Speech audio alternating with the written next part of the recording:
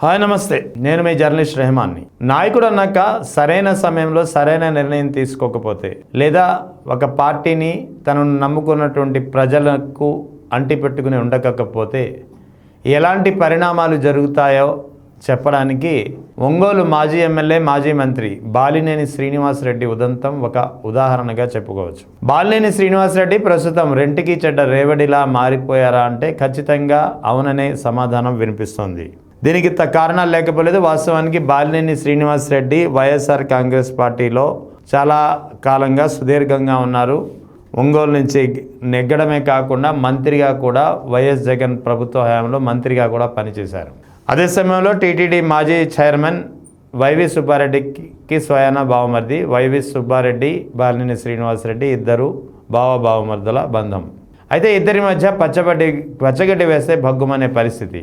So అలాగే ఒంగోలు రాజకీయాల్లో ఇద్దరు నెగ్గుకు రాగలిగారు, ఇన్నాళ్ళు కొనసాగారు. 2024లో ఎప్పుడైతే బాలినేని శ్రీనివాసరెడ్డి టీడీపీ ఎమ్మెల్యేగా ఉన్నటువంటి దామచర్ల జనార్దన్ చేతిలో ఓడిపోయారో, అధికారం దూరం అయ్యేసరికి ఒక్క క్షణం కూడా అక్కడ ఉండలేకపోయారు.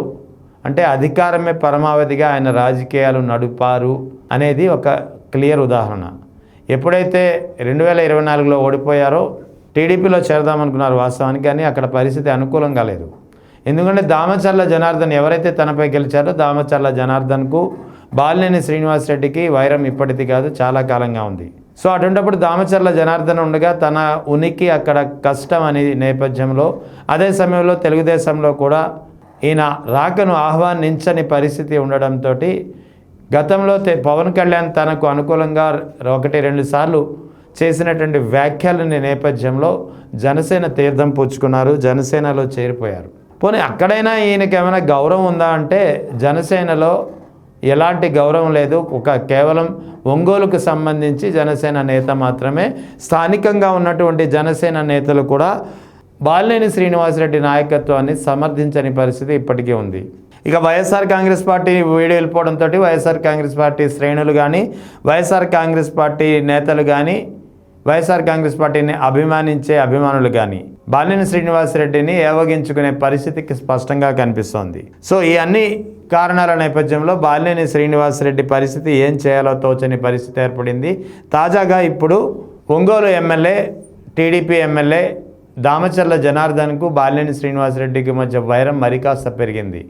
నువ్వెంతంటే నువ్వెంత అనే స్థితికి చేరుకున్నారు. ముఖ్యంగా పెద్ద ఎత్తున బాలినేని శ్రీనివాసరెడ్డి దామచర్లకు సవాలు చేస్తూ, విమర్శలు చేస్తూ వస్తున్నారు. అదే సమయంలో ఇక్కడి నుంచి నేను ఒంగోలులో వారంలో 2 రోజులు ఖచ్చితంగా ఉంటా, నీవెంతో నీ సంగతి ఏంటో తేలుస్తా అంటూ బాలినేని శ్రీనివాసరెడ్డి చేసినటువంటి సవాలు, వ్యాఖ్యలు ఇప్పుడు చర్చనీయాంశంగా మారాయి.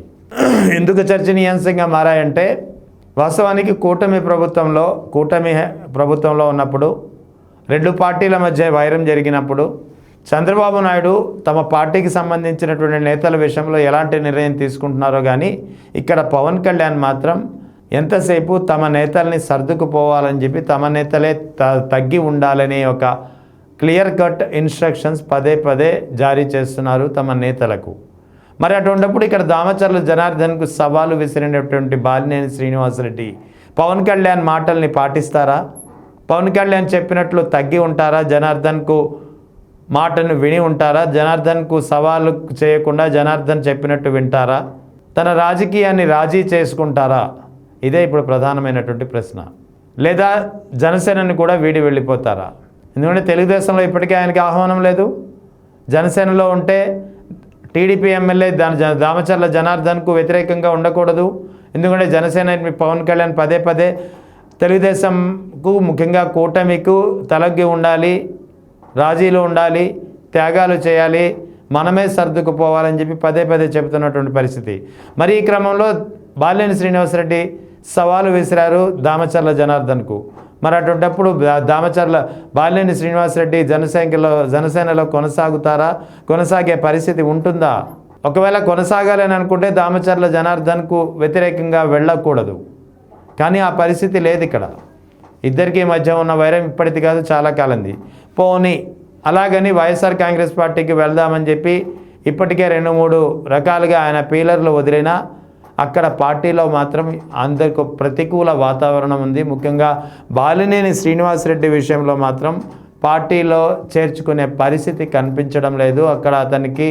అక్కడ ఎవరు అతనికి రెడ్ కార్పెట్ వేసే పరిస్థితి కనిపించడం లేదు. సో ఈ క్రమంలో రాజకీయ జీవితం ఏంటి, బాలినేని శ్రీనివాసరెడ్డి రాజకీయ జీవితం ఏంటి? టీడీపీలో చేరే పరిస్థితి లేదు, వైసీపీలో ఆహ్వానించే పరిస్థితి లేదు. జనసేనలో కొనసాగాలంటే దామచర్ల జనార్దన్కు వ్యతిరేకంగా ఉండకూడదు. మరి ఈ క్రమంలో ఆయన నెక్స్ట్ కర్తవ్యం ఏంటి? ఇప్పుడు తాజాగా ఆయన కొన్ని వ్యాఖ్యలు చేస్తున్నారు. నాకు పార్టీ కంటే ప్రజలే ముఖ్యం, ప్రజల నిర్ణయాలే ముఖ్యం, ప్రజల అభిమానం ఉంటే చాలని చెప్పి. అంటే ఇండిపెండెంట్గా తన రాజకీయ జీవితాన్ని వెతుక్కోదలుచుకున్నారా బాలినేని శ్రీనివాసరెడ్డి? ఇప్పుడు ఇదే ప్రధానంగా వినిపిస్తోంది. మొత్తానికి ఏదేమైనప్పటికీ బాలినేని శ్రీనివాసరెడ్డి వ్యవహారం ఇప్పుడు రెంటికి చెడ్డ రేవడిలా మారిందంటే ఇందులో ఎలాంటి అతిశయోక్తి లేదు.